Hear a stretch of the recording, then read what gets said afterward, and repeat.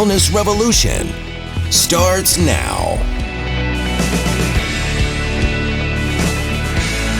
Welcome to the program. My name is Bryana Gregory, pharmacist and physician liaison with Physicians Preference Pharmacy, and today I am joined by Elaina Mango. We're going to have a great conversation about oxytocin. I thought that based on how much anxiety and insomnia, stress that we're hearing about in today's world, that this would be a great focus for us today. We've talked about oxytocin before in terms of how it's referred to as the love hormone, because that's usually the way that we speak about it. It's really important for libido and sexual function and cuddling. And yes, it is important for all those things. But today we're going to have a little bit of a different spin on it. And Elaina, you have some great questions for us today, don't you? I do. So let's get going. So let's start right at the beginning, as we always do. What is oxytocin? So oxytocin is something that our body naturally makes on its own. It is a neurohormone, a neuropeptide. It kind of goes by a few different names or classifications within the body. But essentially what we need to understand is it is a messenger molecule. So when something is out of balance, it tells the other systems in the body essentially how to react to that. Now, with hormones, just like any other hormones, with time, with injury, with trauma, with age, our levels decline.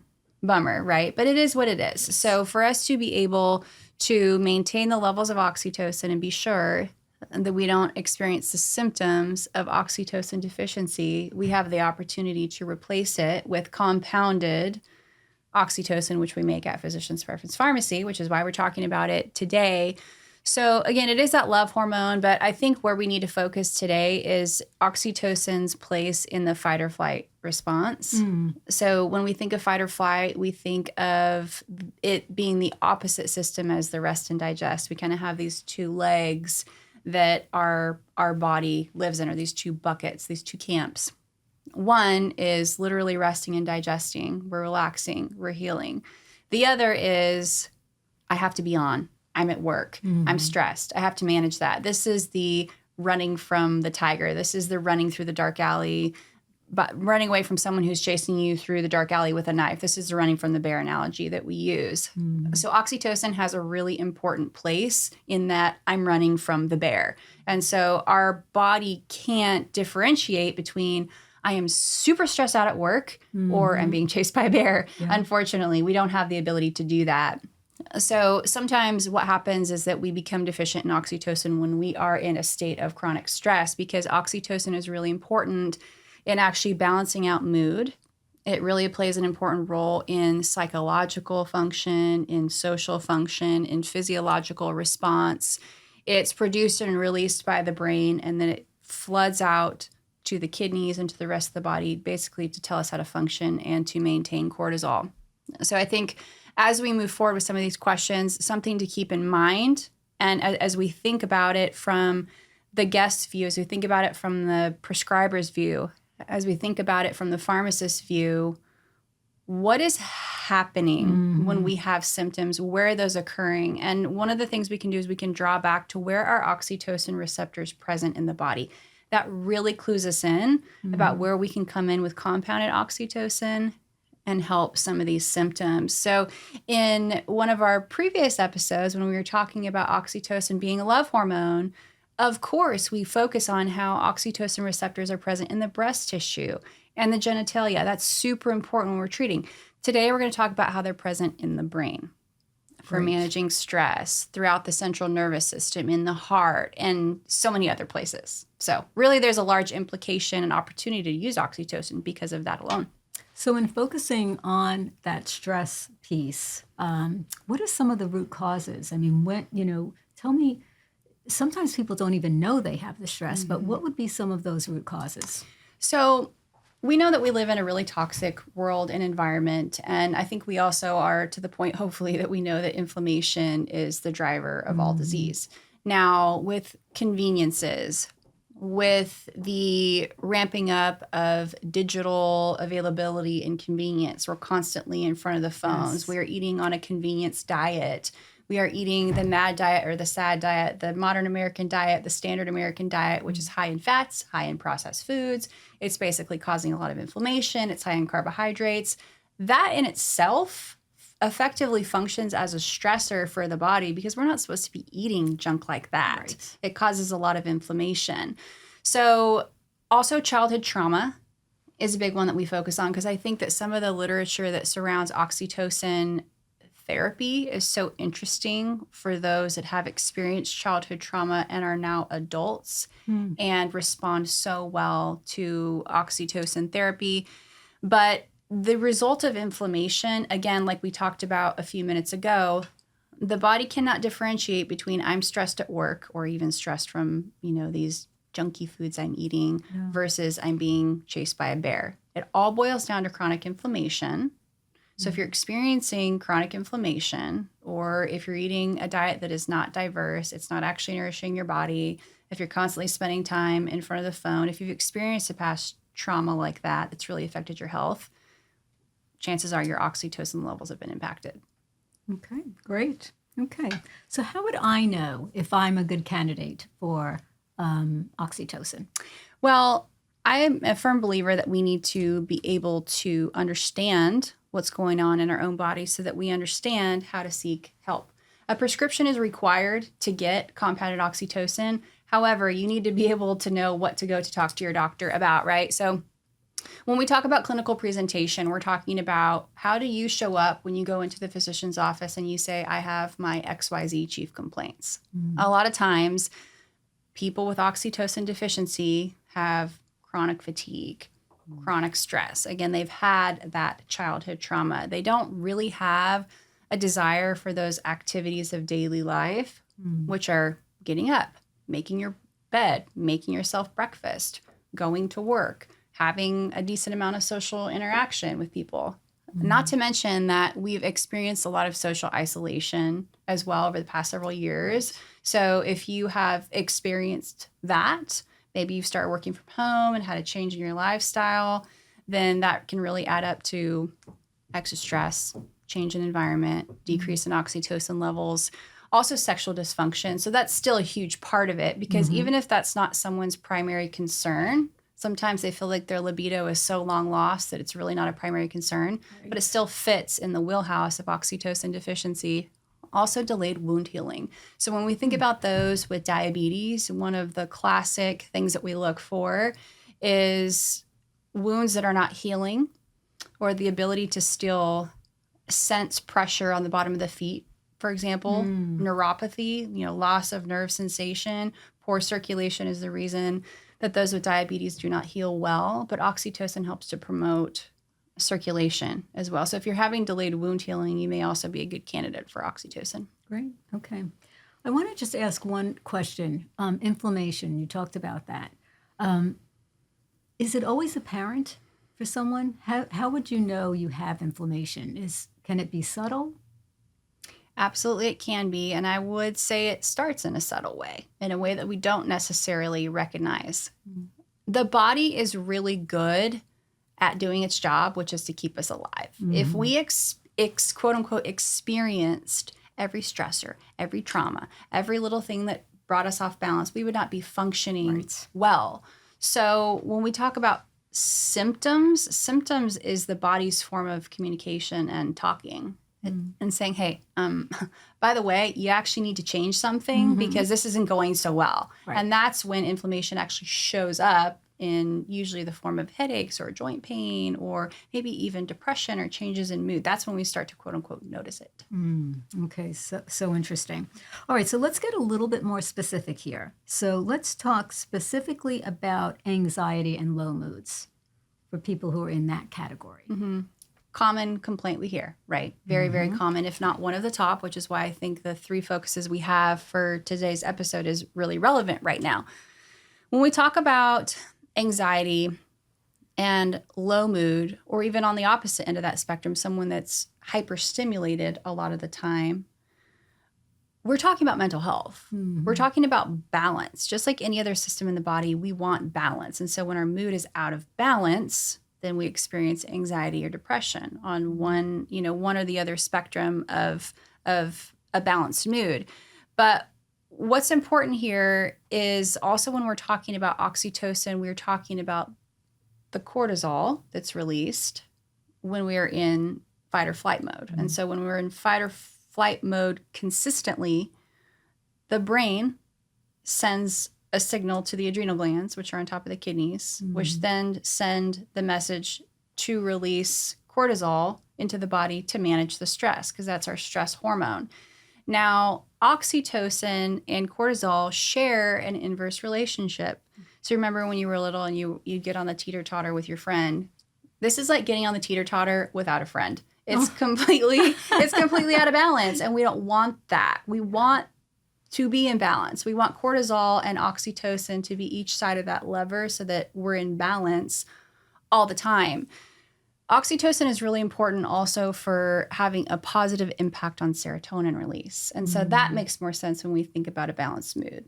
So oxytocin is not just impacting cortisol, it's also impacting the serotonergic system in the brain. Okay. So now let's go to the other piece of that, and let's talk about stress. Yes. So stress, again, fight or flight, we're thinking about being in a state of chronic cortisol release. Now, it's very easy to say, well, why don't you just take yourself out of that situation and you won't be as stressed? Right. Easier said than done. Exactly. Yeah, we actually didn't plan that. So, I mean, you can make lifestyle changes. You can do that. But until you're able to do that, sometimes we do have to intervene with a compounded prescription, for example, like oxytocin, to get us out of the tailspin. I'm not saying this is a forever. And in fact, I hope you asked the question about why it's not forever. We're going to talk about that. But we don't ever want to have to be reliant on something forever. A lot of times we'll use this as a temporary tool to bring us back into balance. Okay, great. Okay, insomnia. That is a major complaint that we hear all the time. Right? Yes. So a lot of people are starting to come to us presenting different than they were before. And I think, again, this is a top 3 concern, is I just can't sleep. So I think there's several reasons why this can happen. But when we get out of balance, when we have lifestyle changes or choices that ramp up our brain or put us in a state of neuroexcitation, and what I mean by that is basically our nervous system is just being overexcited all the time. I mean, again, we're in front of the phones. We're getting constant dopamine hits all the time, to the point where our dopamine threshold is raising. So what do? We reach for the phone again. Yes. Or we reach for the chocolate again, or we reach for something to help us meeting that threshold. Eventually, our threshold is so high that we can't meet it anymore. And this is kind of what we think about when we think about sleep, because we have patterns that are fluctuating in our body all day. We have hormones that are fluctuating in our body all day. And if we don't get to the point where we can calm our brains down and our bodies down at the end of the day, through hormone balance, through balance of cortisol, through balance of oxytocin, then we are just forever ramped up. And when it comes time to lay our head down on the pillow, it's very difficult to do that. So I attribute it to a lot of the things that have been inadvertently introduced into our world. And so we have to be sure that we separate ourselves from that. Something that comes to mind just as we're talking here is keeping the devices in the other room when you're sleeping. Right? I mean, not next to your head, please, not under your pillow, just in the other room, so that you're not having constant interference and fluctuation of hormone levels. I mean, there are things that we can do that are not, we don't have to use pharmaceutical interventions. Yeah. We have other options. Yeah. Talk about that digital detoxing. That's a big detox. Conversation, right? Yes. Exactly. Yes. And you can hear that alarm if it's in the other room. You right? can. You use your phone just for turn the it alarm. up. That's right. Exactly. Okay, so let's go into talking about some of the dosage forms that are available for oxytocin. Yes. So we have 2 primary at Physicians Preference Pharmacy. We have the sublingual tablet that dissolves underneath the tongue, beautiful dosage form, dissolves in a few minutes. And you get that nice absorption throughout the floor of the mouth, throughout the gums, the oral tissue, but you also have a very rich network of vessels underneath the tongue that absorbs oxytocin when you dissolve it there, and it goes straight into the bloodstream. So oxytocin would get completely destroyed if you swallowed it in an oral capsule, an oral pill, by the stomach acid. So you won't see that kind of dosage form, hopefully, anywhere. So we either want to dissolve it under the tongue so it's immediate, or use it in a nasal spray. Again, immediate. Goes through the nose, crosses into what we call the blood-brain barrier, which is that covering around the brain that keeps the things out we want out and allows the things in we want in. For example, oxytocin, so it can reach the brain and do its work there. Remember, we have a lot of receptors in the brain and in the central nervous system that oxytocin just loves to bind to. Now, common question I get is, which one? Which one? Exactly. Or my physician prescribed this, but I saw you have this. Is that one better instead? It's a conversation that we're weighing out based primarily on your lifestyle. The first question is, what are we treating? If we're treating sexual function, there's some things that we want to take into account there. You want to be able to preserve spontaneity, right? You want to be able to probably use it as needed. So you're going to want something that's easier, what we say more discreet, put it under the tongue. It probably lasts a lot longer, has a longer shelf life, like the sublingual tablet for 6 months, versus something that is going on more so in the brain, like depression or anxiety or struggle with sleep. When we use the nasal spray, it goes directly to the site of action, reaching the brain tissue, which is where we want. So first thing we're taking into account is, what are we treating? Second is your lifestyle. We have a lot of guests who travel to Mexico or Dubai, and they spend several months out of the year there. So they're not going to want to fill a prescription for a nasal spray that expires every 35 days. You want one that expires every 6 months. So you have some more leeway. You don't bump into an expiration date. So outside of some of the things we're talking about today, stress, anxiety, insomnia, we also have the sexual function portion. You'll see that all of our sexual function preparations are in the sublingual tablet, and many of them are in combination with other active ingredients to be sure that we're covering all of our bases for that in particular. So we have a lot of different options. One thing I really want to point out, and I think this is the beautiful thing about not just the human body that God has designed for us, but also the function of oxytocin itself, is that it functions a little bit different than some of the other products that we would use or hormone systems. It carries what we call a positive feedback system. So as you use oxytocin in the form of a tablet or a nasal spray, which we call exogenous dosing, basically you're taking in an outside source, your body goes, that's right, I remember how to make it on my own, and I'm going to do that. So a lot of times when people start taking oxytocin, they feel really good for like a month or two. Let's say it's being used for insomnia, and then they say, it's kind of disrupting my sleep. Reason why, again, everything in balance, your body started making it on its own. So we need to go ahead and back down the dose a little bit, eventually, hopefully to the point where you don't need it at all. So we really have to stay in good communication with the physician, with the pharmacist, to be sure we're managing your dose appropriately. And you have to look for those signs. Yes. Sure. So for those of you who think more is better, more is not better here. That is the coined phrase of Bryana Gregory. Exactly. Yes. More is not better. Yes. Yeah. So I think we covered a lot of really common questions that we get about oxytocin. And I know that there's going to be more. This is always a hot topic. I get a lot of questions about oxytocin. So certainly if you have any questions about oxytocin, about any of the symptoms that I discussed today, please feel free to reach out to myself or any other pharmacist at Physician's Preference Pharmacy. We can be reached at 281-828-9088, or you can go onto our website, physicianspreferencerx.com. And of course, if this episode resonated with you, please share it with your family, your friends. Somebody out there needs to hear this, and it would absolutely be our privilege to serve you, and we will see you next time. Thank you. Thank you. At Physician's Preference Pharmacy, we understand that the quality of your compounded medications directly affects the way you feel, which is why we believe that your pharmacy should specialize in compounding medications while also delivering extraordinary hospitality and guest service. We believe that both patients and prescribers should accept nothing less than consistency and quality from their compounding pharmacy. This is why we've implemented some of the strictest quality standards in compounding, exceeding standard requirements, achieving PCAB accreditation, which is the Pharmacy Compounding Accreditation Board, an organization that sets the highest standards in compounding pharmacy regarding the safety, cleanliness, and quality of your compounded prescriptions. Because of our commitment to complete health and wellness, we are dedicated to making your medications free of lactose, parabens, artificial sweeteners, and any unnecessary dyes, binders, or fillers present in many other medications, offering you the cleanest products possible.